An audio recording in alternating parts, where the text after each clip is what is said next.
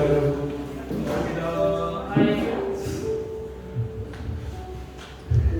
오늘 사람이 많이 오셨네요. 비가 거기 너무 많이 오더라고요. 우산 다 가져오셨나요? 우산 없으신가요? 그래도 오늘 청년부 예배까지 나와서 다시 예배드리는 우리 청년부 모두를 환영하고 축복합니다. 서로 이렇게 인사 한번 하나요? 와줘서 감사합니다. 와줘서 감사합니다. 오늘 걱정이 많이 되셨는데 목사님이 바로 아침부터 카톡을 올리시더라고요. 오늘 비가 오지만 왔으면 좋겠습니다. 안 올 것 같아서. 그래도 와주신 여러분 감사하고 감사합니다. 이 시간 하나님께 찬양하고 나가면 좋겠습니다. 오직 예수뿐이네라는 찬양인데요. 우리 다 아시죠? 우리 다 같이 마음과 찬양했으면 좋겠습니다.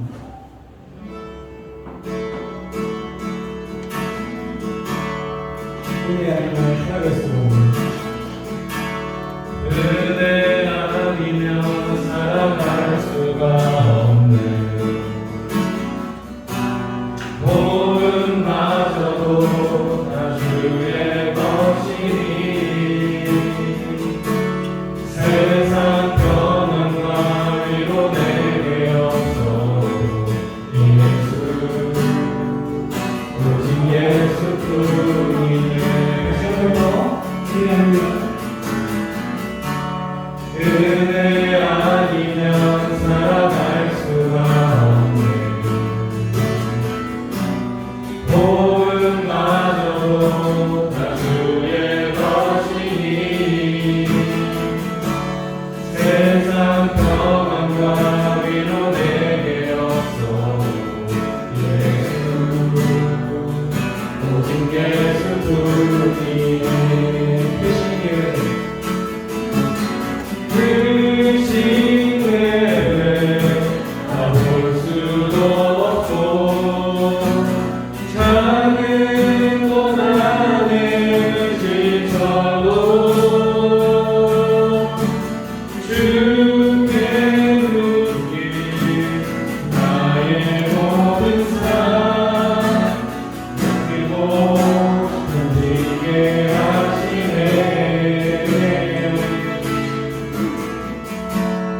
은혜 아니면 살아갈 수가 없네. 나의 모든 것 다 주께 맡기니 참된 평안과 위로 내게 주신 주 예수 오직 예수뿐이니.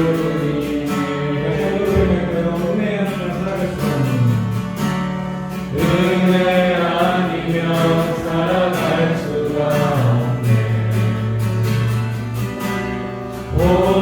복음마저도 다 주의 것이니 세상 평안과 위로 내게 없어도 예수 오직 예수뿐이네.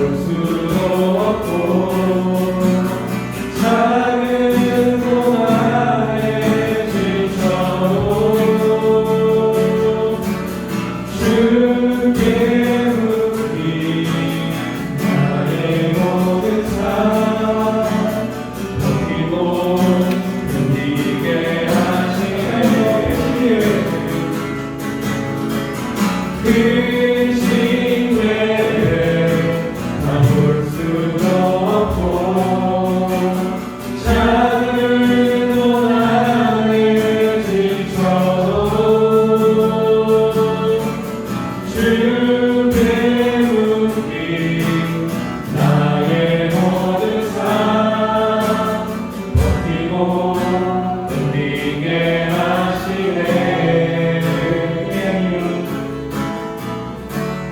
은혜 아니면 살아갈 수가 없네 나의 모든 것 다 주께 맡기니 참된 평안과 위로 내게 주신 주 예수 오직 예수뿐이야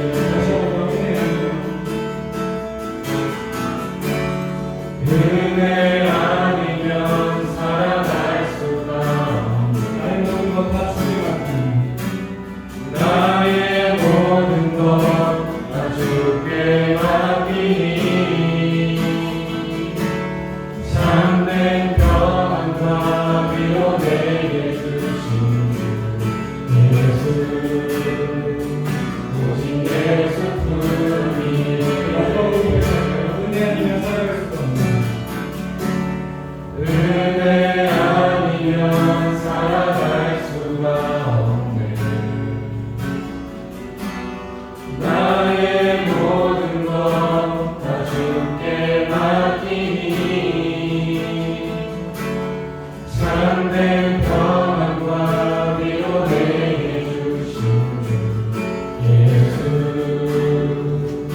오직 예수뿐이네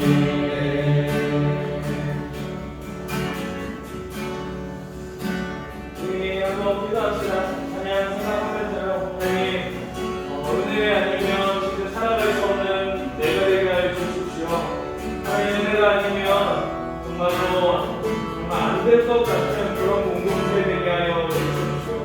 하나님, 우리 청년들 그리고 나의 마음에 오늘도 깊숙이 찾아오셔서 말씀으로 우리에게 말씀하여 주시고 말씀대로 살아가는 우리 모두 되게 하여 주십시오. 우리 하나님께 피곤한 것도 사라지게 해달라고 기도하면서 우리 예배 가운데 함께 해달라고 그렇게 한 번 더 강조하면서 우리 한번 기도하도록 하겠습니다. 기도합시다. 하나님 감사합니다. 하나님 하나님께서 귀한 공동체를 만나게 하시고 오늘도 예배드리게 하시니 감사합니다. 그러면 하나님 우리 정말 스스로의 몸을 좀 고난합니다. 피곤하기도 하고 좀 지쳐있기도 합니다. 그러나 하나님 이 예배 가운데에 하나님하고 주시는 성령을 가지고 살아가게 해주시고 하나님하고 주시는 좋은 마음으로 살아내게 해주십시오.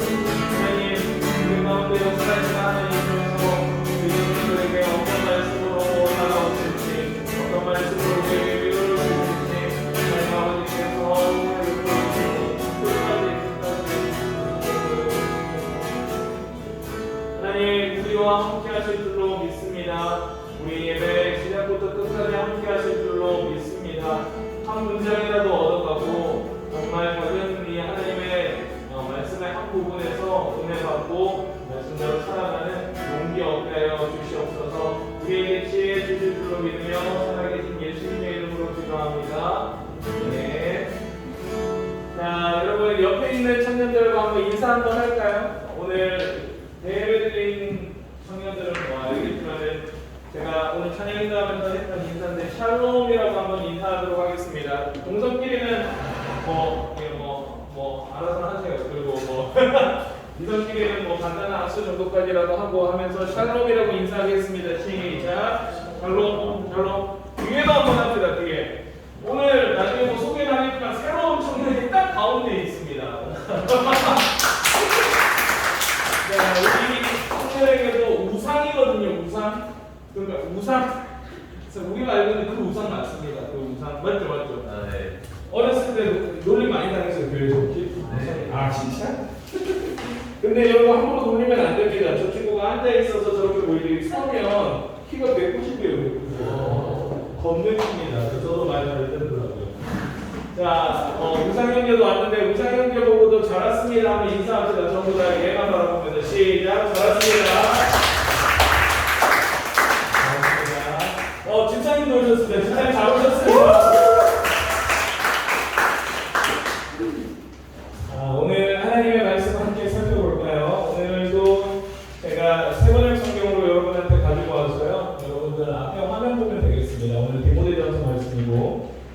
요한일서 6장 3절부터 10절까지의 말씀이에요. 저하고 한 절씩 교독하면서 읽고 그리고 마지막 10절은 다 같이 읽도록 하겠습니다.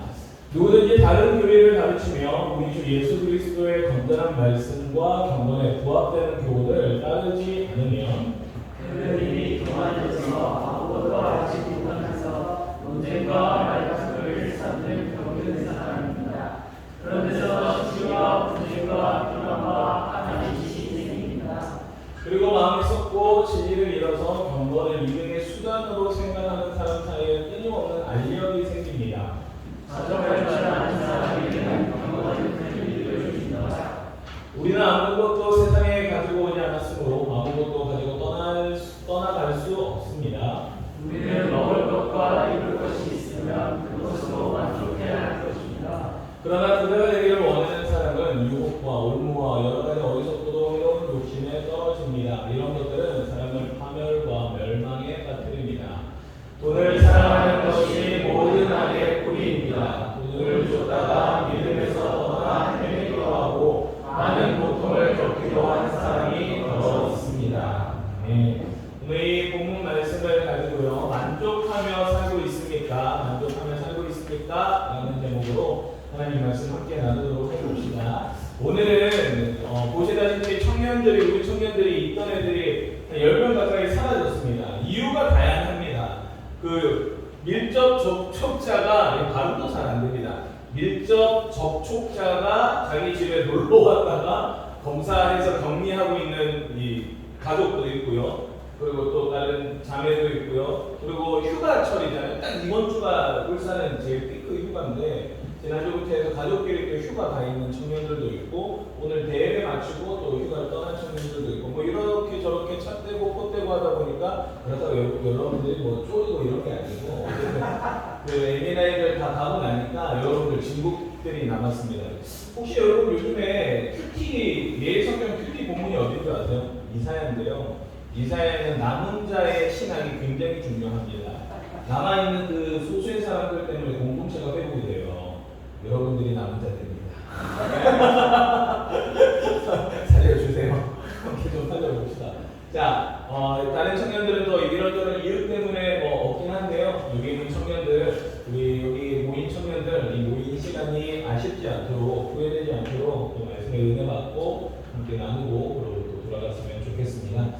자, 오늘은 만족하며 살고 있습니까? 라는 제목인데요. 여러분 한번 마음으로 한번 일단 대답을 해보세요. 여러분들 요즘에 인생 가운데 수련회도 얼마 전에 끝이 났고 이렇게 살아가면서 취업이 된 청년들도 있고 뭐 연애를 시작한 청년들도 있고 썸을 타는 청년들도 있고 뭐 이렇게 저렇게 있는데 이 청년들의 삶 속에서 여러분들 요즘에 얼마큼 만족하고 있는지 한번 곰곰이 생각해 보십시오. 5초 드립니다. 시작. 1, 2, 3, 4, 5. 자, 나는 요즘에 내 삶에 대해서 만족을 좀 못한다. 오른발 깎아내 보세요. 시작. 더 만족하고 있는 거? 오늘 소개 안 돼도 되겠는데 그러면? 그러면 안 한다 오늘? 그래도 좀 월급 받으니까 할 건데 하고 갔어요. 자, 오늘은 여러분들은 아마 만족을 얼만큼 하고 있는지 모르겠어요. 그리고 뭐 앞으로는 또 얼마큼 만족하는 인생을 살지는 모르겠지만 그래도 청년 때 머리가 회전이 빠르고 기억력이 좋을 때 이런 말씀들을 잘 기억해 뒀다가 다음에 여러분들의 인생에 혹시 만족감이 좀 들지 않을 때면 이 말씀들이 좀 생각났으면 좋겠습니다. 오늘 이 본문 말씀 함께 나눠볼게요. 지난주에 사실 우리는 은혜에 관한 이야기를 하면서 은혜를 받은 사람들 그리고 그 은혜를 받고 이제 그것을 나누면서 베푸는 사람들에 대한 이야기를 했었습니다.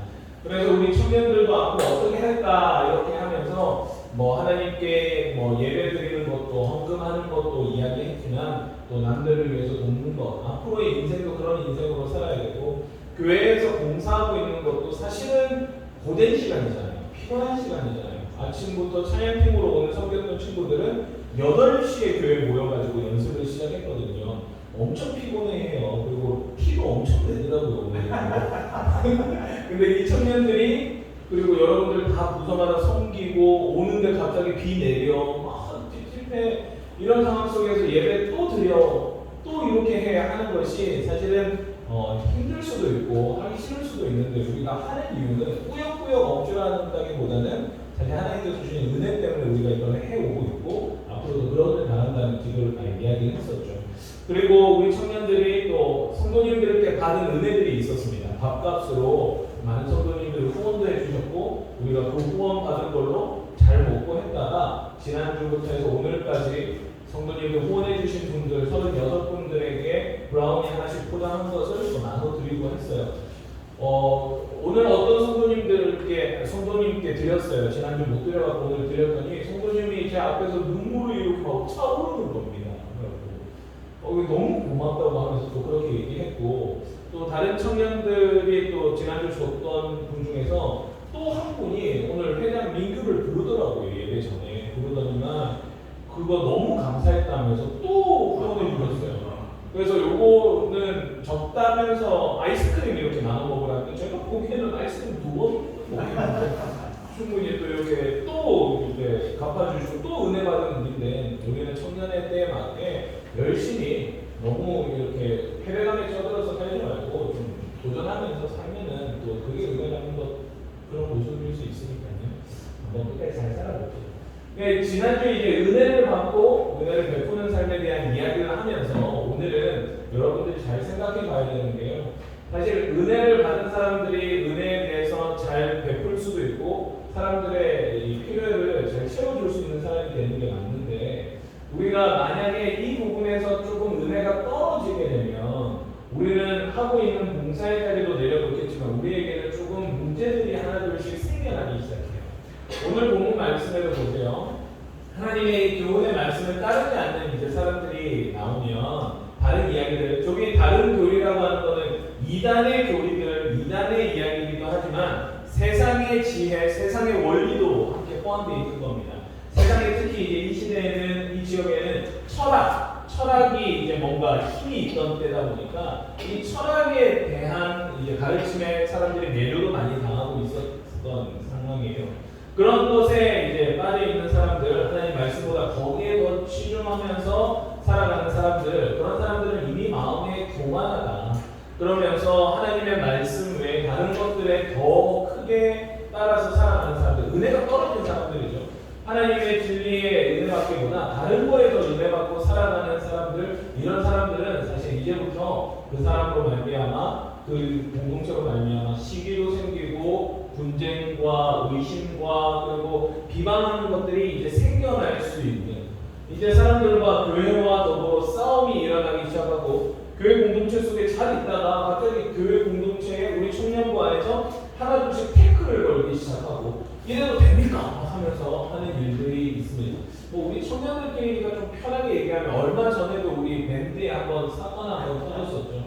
교회가 이러면 됩니까? 하면서 혼자만의 생각에 빠져서 교회를 막 비방하면서 자신의 뜻대로 되지 않는 것에 대해서 막 울분을 표하는 사람. 결국에 그분 여러분 교회를 떠났습니다. 교회를 떠났는데 진짜 안 좋게 하고 떠났어요.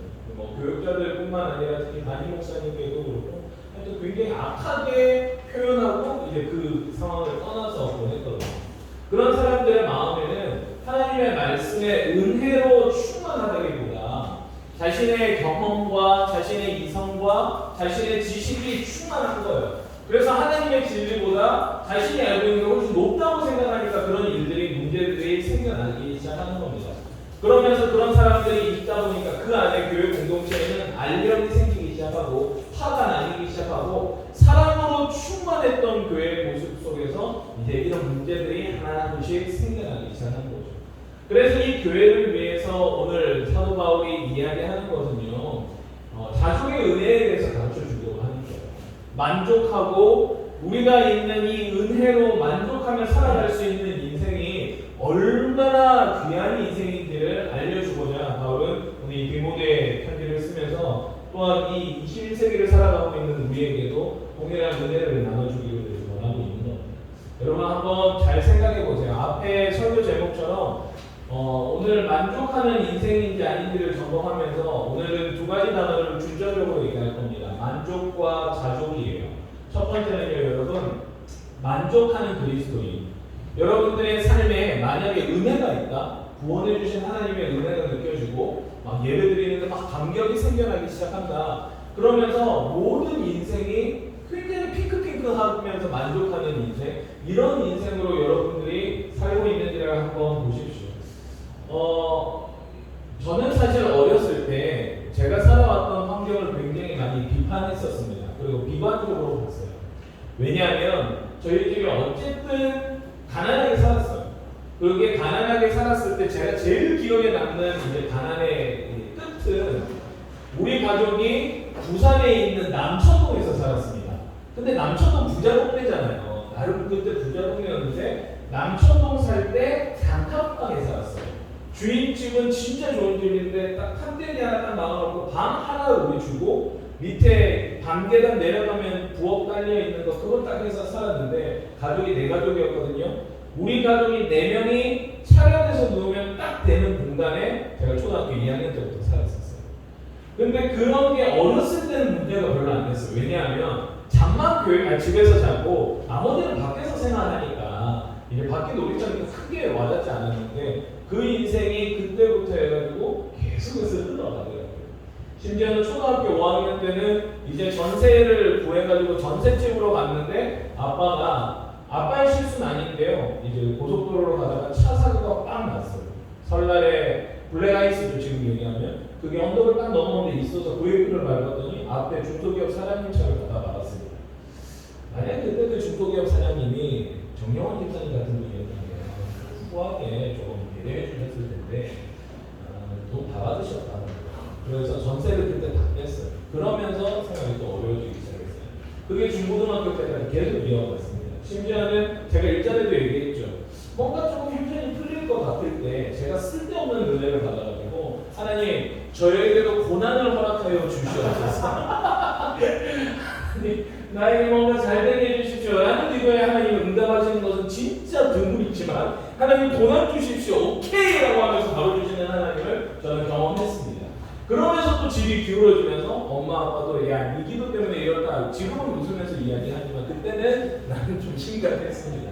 빚쟁이 찾아오고 뭐 딱지 붙인다 해서 가전제품도 시골로 다 보내고 엉망진창이었던 때가 또 있었습니다. 그런 삶 속에서 제가 얼만큼 만족하는 청소년기를 보냈었을까? 성년이 되어도 제 인생 속에서는 그렇게 만족할 수 있는 인생이 아니었습니다. 엄마 아빠는 저와 제 동생을 놔두고 캄보디아 선교사로 떠나셨습니다. 제 동생은 교회 집사님 자기 친구 집에서 3년간 살았습니다. 저는 학교 앞에 있는 자취방에서 3만 원짜리 월세방에 살았었습니다. 인생이 안 풀려도 이렇게 안 풀리나 싶을 정도로 그냥 그랬어요. 저는 집에 곰팡이 생기는 게 너무 자연스럽다고 생각하거든요. 지금도 약간 축축하면은 그래 옛날 생각난다. 원래 집은 이렇지 이런 생각이 드는데 요즘은 너무 호요식하고 있는 중이에요. 그때도 그렇게 살아갈 때 내 삶 속에 하나님이 만족감을 언제 주실까? 내 삶에 언제쯤이면 좀 안정감을 누릴 수 있는 때가 찾아올까라는 생각이 당시에 정말로 많았습니다. 하나님 내 삶이 너무 만족합니다 라고 기도하는 때가 사실 그렇게 기억이 나지 않습니다. 하나님께 내 인생 주신 거에 대해서 감사합니다 그렇게 기도해 본 게 그 시기쯤에는 그렇게 막 제 신앙의 전반부를 차지하고 있다? 그렇게 표현 못하겠더라고요. 근데 성경을 보면서 제가 진짜 은혜를 받으면서 이 인생 가운데에서도 하나님이 원하시는 건 뭔가 했더니 오늘 본문에 나오는 이 자족이에요. 만족하면서 이 인생 살아가는 거예요. 하나님께서 바울의 입을 빌어서 이렇게 얘기하십니다. 우리가 이 세상에 나올 때 아무것도 가지지 않고 나왔다 이야기하죠. 그래서 아무것도 가지고 떠나갈 수도 없다라는 것도 이야기합니다. 그러면서 바울이 얘기하는 만족의 수준은요. 여러분 아까 읽으셔서 뭐 기억날지 모르겠지만 보세요. 함께 읽어볼까요? 시작. 우리는 먹을 것과 입을 것이 있으면 그것으로 만족해야 할 것입니다. 여러분 이게 성경에서 이야기하는 만족의 기준입니다. 먹을 수 있고 입을 수 있으면 사실 우리 방금도 토스트 먹었죠. 잘 먹은 거예요, 여러분. 그러면 만족하는 거예요. 저번에 뭐 어떤 애가 그 찬양인가 했던 어떤 애처럼 불평불만하고 이렇게 하는 뭐 애송이들도 있긴 한데 그런 것보다 어쨌든 만족하는 거예요.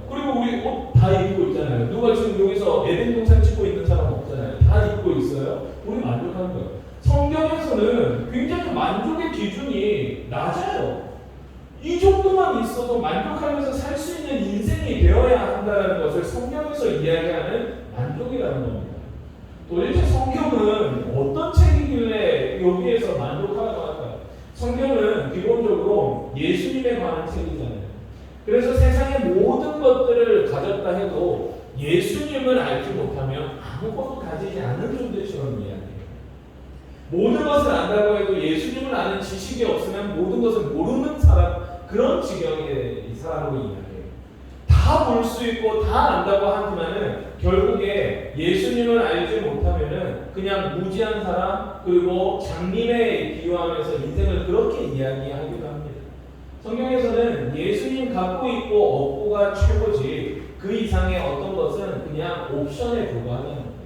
옵션은 있어도 되고 없어도 되는 건데 있으면 좀 더 편한 거 우리 다 알죠. 근데 없어도 살아가는 데 문제가 없더라. 그리고 그리스도인은 없어도 거기에서 감사합니다. 나는 내 삶을 만족합니다. 라고 주장할 수 있는 것이 바로 우리 그리스도인의 삶이 되어야 한다는 겁니다. 근데 여기서 오해하시면 안 됩니다. 자칫 잘못하면요, 내가 내 삶에 만족한다 이렇게 했을 때 때로는요, 우리의 천성이나 우리의 죄된 모습이 조금은 잘못돼서요, 내가 분명히 게을러요 지금. 그리고 내가 어떤 것에 도전해야 되는데 안 했어요. 그리고 뭔가 이뤄내야 되는데 열심히 안 해놓고 나서 나온 결과들은 부정적인 결과일 거잖아요. 근데 그걸 가지고 만족하는 거예요. 이런 건 굉장히 잘못됐다는 거예요. 성실하게 살아가는 것도 성경에서는 가르칩니다.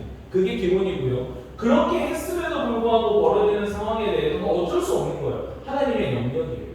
전도서 표현대로라면요, 하나님이 인생을 굳게 하셨다고 해요. 그럼 이 굳게 하신 것을 어느 누구도 피할 수 없대요.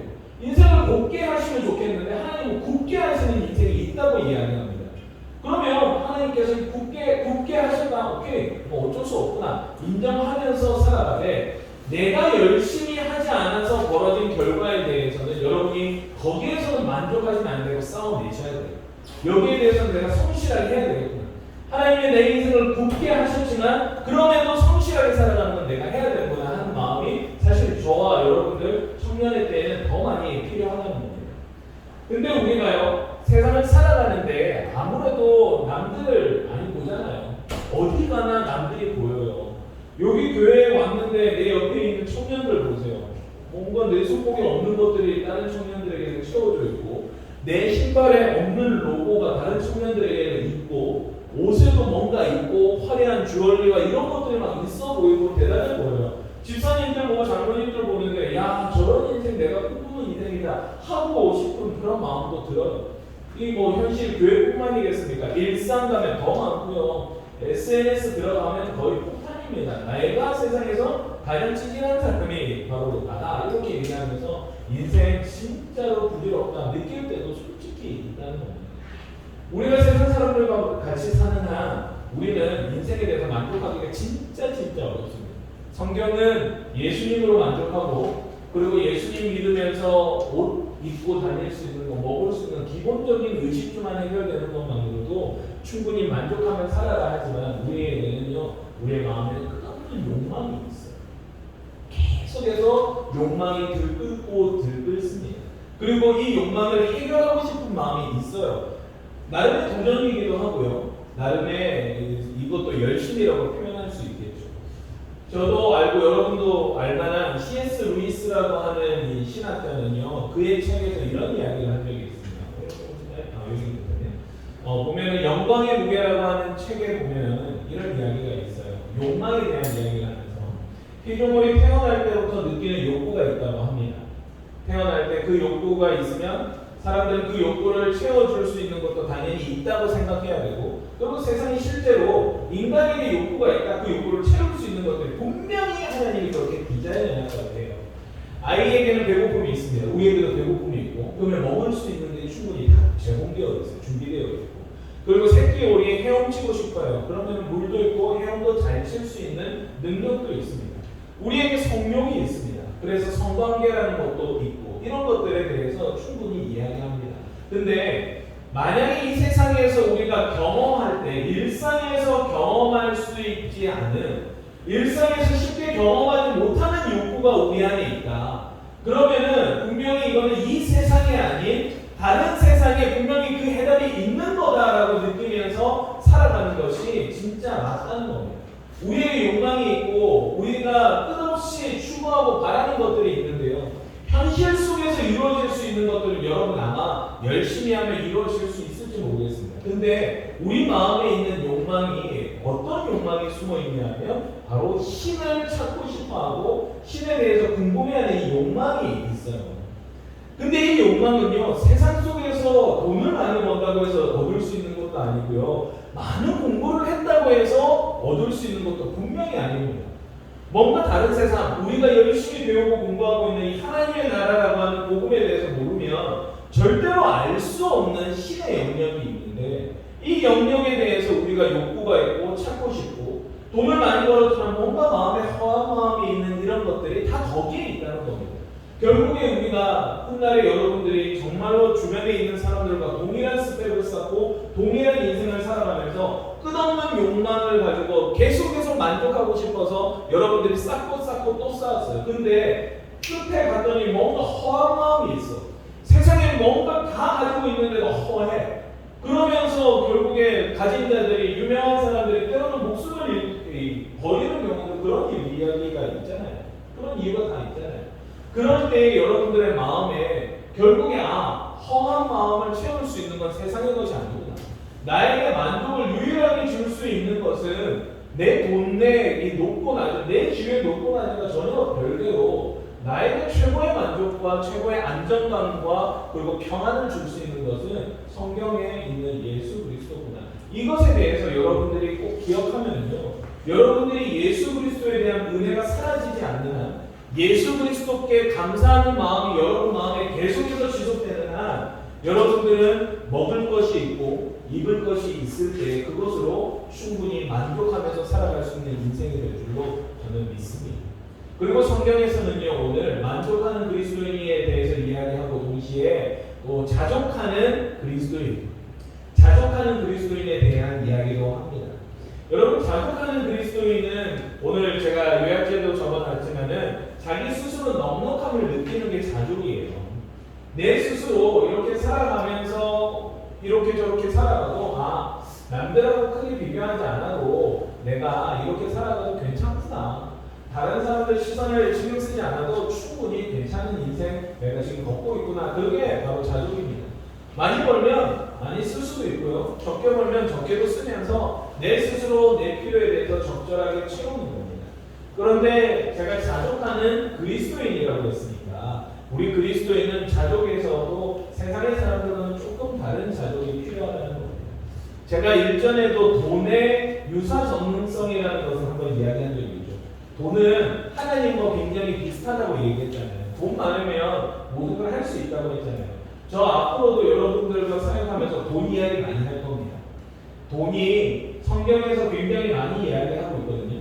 그리고 하나님 나라에서 여러분들의 신앙을 제일 위협할 수 있는 게 사실 돈입니다. 그래서 이 돈에 대해서 여러분들과 함께 나누고 싶은 이야기도 많고 이 돈에 대한 것들이 바르게 여러분들에게 정립되기를 바라는 것도 있어요. 그래서 돈의 유사 전능성에 대해서 일전에도 한번 얘기했는데요. 좀 더 구체적으로 이런 능력이 있다고 보시면 됩니다. 보세요. 아마 맞을걸요. 돈이 진짜 많아요, 여러분. 그러면 나에게 권력이 생깁니다. 그렇죠? 성경에서 말하는 하나님을 소유하고 있는 자가 누리고 있는 권능입니다. 그리고 하나님의 그 권능, 하나님의 모든 세상 위를 다스리시는 하나님의 권능. 돈 많으면 나 이 정도 채울 수 있다 생각하는 거예요. 그리고 돈 많으면 세상 어디에도 갈 수 있습니다. 심지어는 너무 많으면 전용기까지도 할 수 있고 더 많으면 우주에도 가까울 수 있는 인생이 다가오고 있습니다. 하나님이 어디에나 다 계시고 어디에나 다 머물 수 있는 것처럼 하나님이 편재하심과 굉장히 닮아 있어요.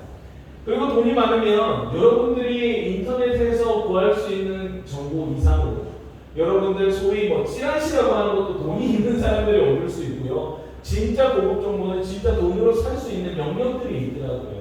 이런 것들 돈으로 해결할 수 있는 거 보니까 하나님의 지혜도 이와 같은데 비슷하구나 느낄 수도 있고 돈이 많으면 법을 내 편으로 만들 수도 있습니다.